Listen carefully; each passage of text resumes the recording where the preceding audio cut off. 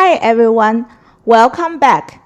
In today's video, I'll show you how to calculate key SBRT plant quality metrics, including Conformality Index, R50, D2cm, NT105, and V95, directly from DICOM files, without relying on your treatment planning system. Here is the Python script that calculates all the metrics directly from DICOM inputs. Specifically, we read in RT-Dose, RT-Struct, and RT-Plan DICOM files. From the RT-Plan, we read in the prescription. From RT-Dose, we get in the dose grid.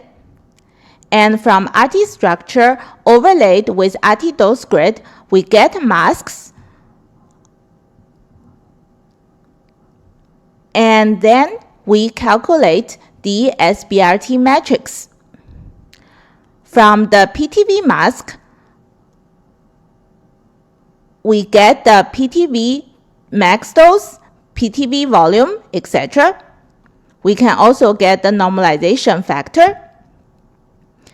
From the prescription dose, via some thresholding, we use 105 to get the NT105.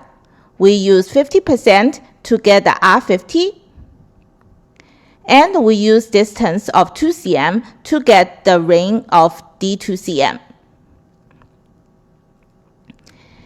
And here is the table originally from long SBRT RTOG protocol to determine whether our matrix has major or minor violation or no violation.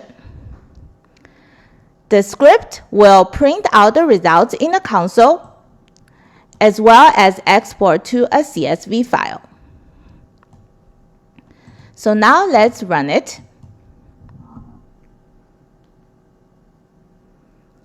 From the RT-Plan file, it recognized this prescription dose is 30 gray.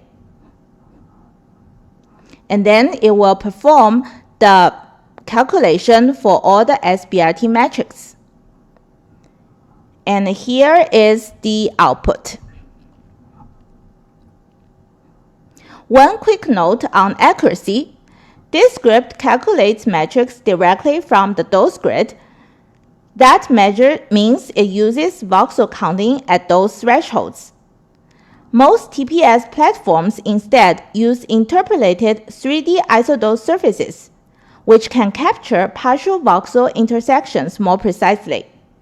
Because of that, values like CI and R50 may differ slightly from TPS reports.